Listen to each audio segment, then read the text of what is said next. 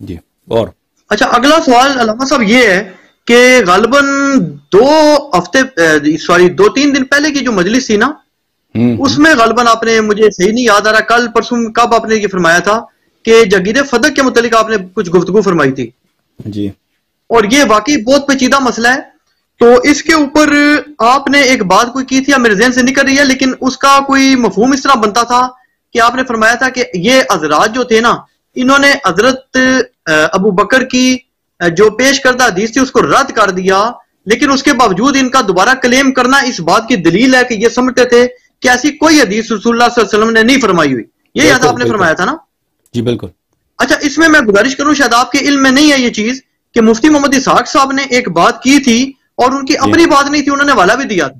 انہوں نے کہا تھا یہ علامہ سندھی، جو میری معلومات میں شاید علامہ عبید اللہ سندھی جو بر صغیر کے مشہور عالم بھی تھے اور غالباً پولیٹیکل لیڈر بھی رہے ہیں تقسیم ہند سے قبل کے، اور اس کے علاوہ علامہ انور شاہ کشمیری دیوبند کے جو شیخ الحدیث تھے، بہت بڑے محدث تھے، ان کا حوالہ انہوں نے دیا تھا کہ وہ یہ کہا کرتے تھے، اور میں مفتی اسحاق بھی زندگی بھر کی تحقیق میں پوری زندگی اس مسئلے میں شدید پریشانی کے بعد اب اس نتیجے پہ پہنچوں بڑھاپے میں جا کے کہ یہ مسئلہ بیسیکلی وراثت کا تھا ہی نہیں. جی. اور اب انجینئر صاحب یہی بات کرتے ہیں. اب آپ بھی حیران ہوں گے پھر کس چیز کا ہے. تو وہ یہ کہتے تھے کہ بیسیکلی یہ مسئلہ تھا کیئر ٹیکنگ کا، متولی ہونے کا. وہ کہتے تھے جی کہ بیسیکلی جو سیدہ فاطمہ الزہرا سلام اللہ علیہا نے مطالبہ کیا تھا وہ ایسے کیئر ٹیکر کر رہی تھی. تو ہم نے پوچھا، میں نے بھی پوچھا کہ اس کی کیا دلیل ہے. وہ کہتے ہیں جی جو کیئر ٹیکر کا بھی مطالبہ ہوتا ہے نا وہ بالکل درست ہوتا ہے. اور وہ کہتے تھے کہ سیدہ فاطمہ کا مطالبہ 100% جائز تھا. لیکن وہ کہتے ہیں کہ یہ جو موقف ہے نا کہ انبیاء کی وراثت نہیں ہوتی، یہ نہ صرف اہل سنت کا ہے بلکہ اہل تشیع کے ہاں یہ صحیح سند روایت موجود ہے. اور وہ کہتے تھے کہ حضرت علی، حضرت عباس، حضرت فاطمہ الزہرا سلام اللہ علیہا سب اس کو مانتے تھے کہ انبیاء کی وراثت نہیں ہوتی. لیکن حضرت فاطمہ الزہرا سلام اللہ کا موقف یہ تھا کہ میرا پہلا حق بنتا ہے کہ میں اس کی care taker Bannu, being a daughter of رسول اللہ صلی اللہ علیہ وسلم. اور مفتی صاحب اس کی مثال بھی دیتے تھے. وہ فرماتے تھے جی کہ اگر میں نے ایک مسجد بنائی ہے وہ میری ملکیت تو نہیں ہے، لیکن یہ ایک بالکل درست بات ہے کہ اگر میرا بیٹا یہ مطالبہ کرے کہ مجھے اس کی کیئر ٹیکنگ دے دیجیے. جی اچھی بات ہے. دیکھیں بھائی، اگر کوئی بھی شخص کوئی ادعا کرتا ہے تو دنیا سے بھی یہی بات کرتے ہیں، وہ کہتے ہیں یہ انتظامی مسئلہ تھا، یہ وراثت کا مسئلہ ہی نہیں تھا. جی جی. دیکھیں اگر مولوی عبید اللہ سندھی یا مولوی انور شاہ کشمیری کوئی بات ادعا کرتے ہیں تو اگر وہ قرآن اور سنت کے مطابق ہے تو وہ حق ہے.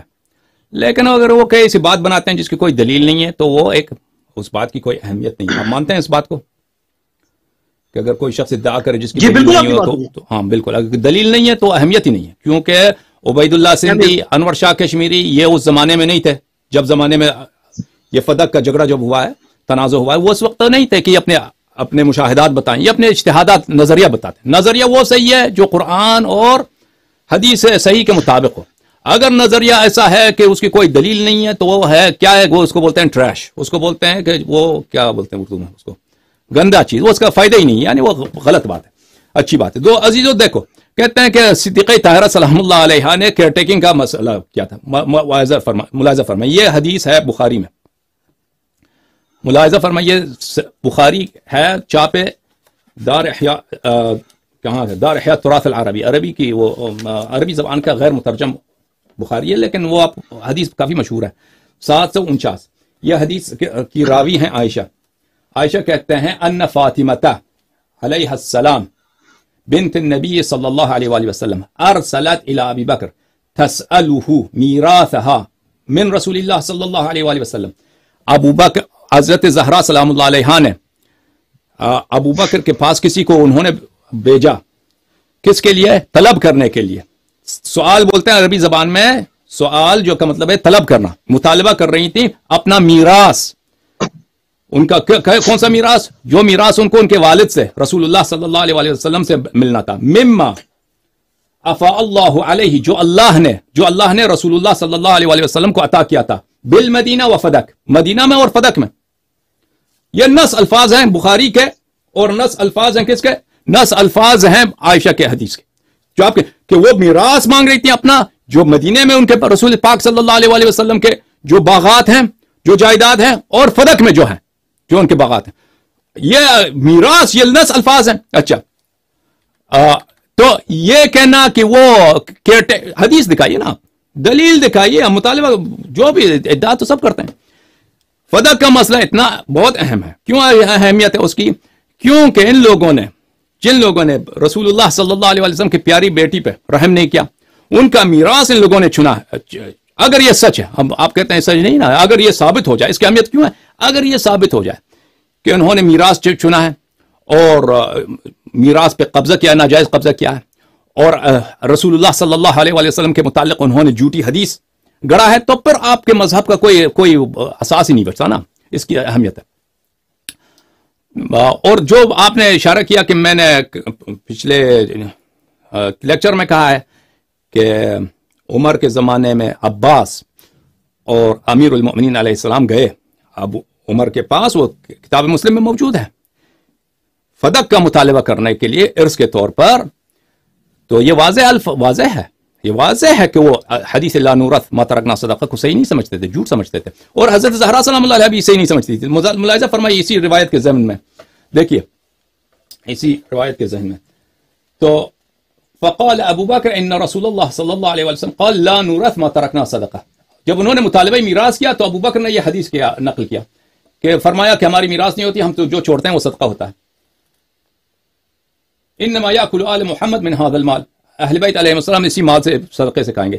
وانی واللہ لا اغیر شیئا من صدقۃ رسول اللہ صلی اللہ علیہ وآلہ وسلم, اور اللہ کی قسم میں صدقہ رسول صلی اللہ علیہ وآلہ وسلم کو کبھی چینج نہیں کروں گا, تبدیل نہیں کروں گا. ولا عملن فیہا بما عمل به رسول اللہ صلی اللہ علیہ وآلہ, اور جو عمل رسول کا تھا اسی باغ فتح کا میں اسی کو جاری رکھوں گا. فابى ابو بکر ان يدفع الى فاطمہ منها شیئا, تو ابو بکر نے بھلے ابا کیا, اس نے منع کیا, اس نے انکار کیا کہ اس میں سے کوئی چیز ان کو دے دے. فوجدت فاطمہ على ابی بکر فی ذلك فهجرته فلم تكلمه حتى توفیت. تو اس پر حضرت زہرا سلام اللہ علیہ غضبناک ہوئے اور آخر تک ابو بکر کے ساتھ انہوں نے بات نہیں کیا. ان کے ساتھ اس کو حجران ہوا, حجران بولتے ہیں کہ کٹی ہو جائے, غضبناک ہو جائے, اس آخر تک ایک جملہ بھی نہ کہے. ٹھیک ہے نا. تو واضح ہے کہ حضرت زہرا سلام اللہ علیہ بھی ابو بکر کو جھوٹا سمجھتی تھیں.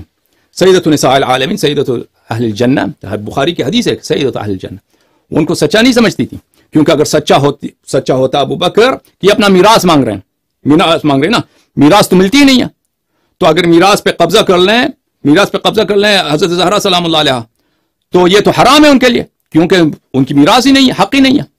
تو ابو بکر نے ان کو حرام سے بچایا. جب ابو بکر نے, اگر اس پہ ناراضگی کا کوئی حق ہی نہیں ہے, اگر ناراض ہوتی ہیں تو اس کا مطلب ہی یہی ہے کہ اس حدیث کو وہ جھوٹا سمجھتی ہیں نا. اور حکم جناب. میں عرض کروں سر کہ جو اہل سنت ویب سائٹس وغیرہ بھی پیش کرتے ہیں کہ اہل تشیع کی صحیح و سند روایت غالباً اصول کافی میں موجود ہے, جس کو آیت اللہ خمینی نے اپنے انقلاب کی بنیاد بھی بنایا تھا کہ ہم علماء جو ہیں یہ انبیاء کے وارث ہوتے ہیں اور انبیاء کی وراثت مال نہیں ہوتی. تو یہ کیا موقف ہے؟ اور دوسرا ایک اور بات, یہ لوگ کہتے ہیں کہ جو بیٹی ہوتی ہے وہ زمین کی وارث ہی نہیں ہوتی, عورت وارث ہی نہیں ہوتی اہل تشیع کی عقیدہ میراث کے علم کے مطابق. جی جی, یہ بھی نیٹ میں نے پڑھا ہے. لا يرثن النساء من العقار شيئا, اس کا مطلب ہے کہ ازواج شیعہ مذہب میں یہ ہے کہ اگر کوئی شخص مر جاتا ہے تو اس کی وائفز کو, اس کی جو بیویاں ہیں, اس کی بیویوں کو جائیداد سے کچھ نہیں ملتا, جائیداد سے نہیں ملتا, صرف اس کے جو باقی جو ترکہ ہے اس میں سے 1/8 اس کو مل جاتا ہے, 1/8 ازواج کو مل جاتا ہے, جو بھی زوجہ ہے, پیسے ہیں, کپڑے ہیں, جو بھی اس کے 1/8 مل جاتا ہے. لیکن اگر اس کے شخص کے باغ ہے, گھر ہے, وہ عورت کو نہیں ملتی, وائف کو نہیں ملتا. بیٹی کی بات نہیں ہے. لا يرثن النساء من العقار شيئا, کہ عورتوں کو نہیں ملتا. نساء سے مراد یہ کیا ہے؟ نساء سے مراد زوجہ ہیں, جیسے قرآن کی آیت ہے زوجہ ہے, زوجہ بیٹی کی بات نہیں. ہمارے مذہب میں تو واضح ہے کہ بیٹی کو ارث ملتا ہے. سب مسلمان کہتے ہیں کہ بیٹی کو ارث ملتا ہے, سب مسلمانوں کو کوئی شخص مرتا ہے اس کی بیٹی کو ارث ملتا ہے.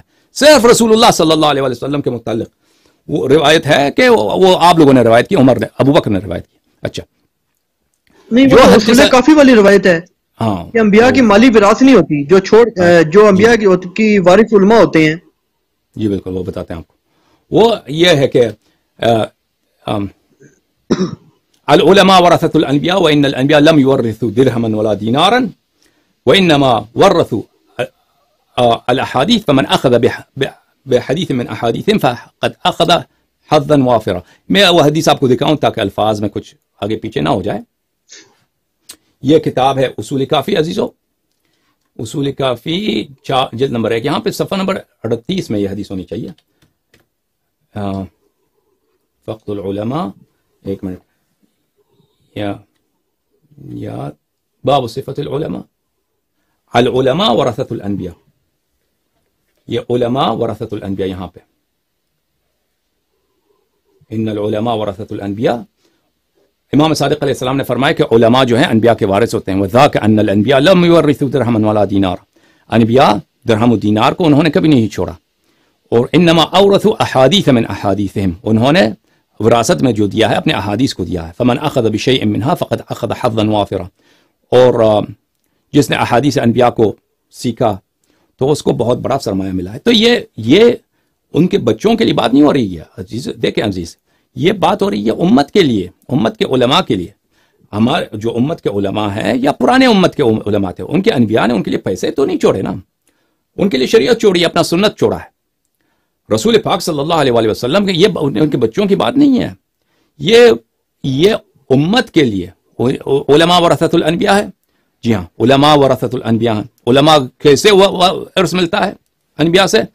پیسے نہیں ملے علماء کو، علماء کو کیا ملے؟ احادیث ملے، سنت ملے، علم ملا ہے انبیاء علیہم الصلاۃ والسلام، اس کی بات ہو رہی ہے. یہ مطلق نہیں ہے کیا کہ کسی نبی نے کوئی ارث نہیں دیا. ملاحظہ فرمائیے، یہ قرآن کی آیت ہے، اعوذ باللہ من الشیطان الرجیم، وورث سلیمان داؤد، سلیمان نے داؤد سے سلیمان کو ارث ملا ہے سلیمان کو داؤد سے.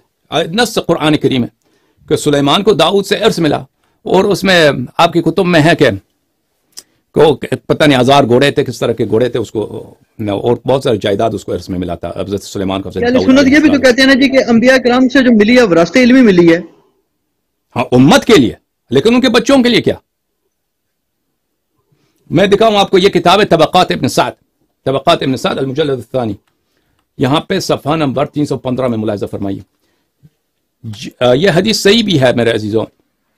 اچھا، اس طرح کے احادیث تو آپ کی کتب میں بہت ہے کہ زہرا سلام اللہ علیہ آئی تطلب میراثها، ابو بکر سے اپنا میراث مانگنے. وجاء العباس، عباس بھی آئے میراث مانگنے آئے.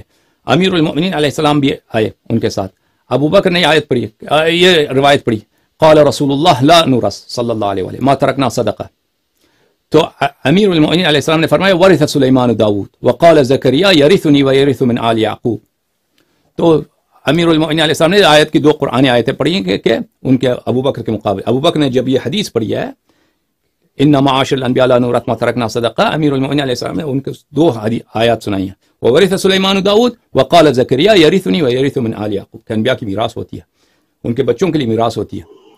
لیکن امت کے لیے، جی ہاں امت کے لیے ان کی کوئی مالی میراث نہیں ہے. امت کے لیے ان کے کیا ہے؟ انبیاء علیہ السلام کی سنت ہے، حدیث ہے. جی اور جناب.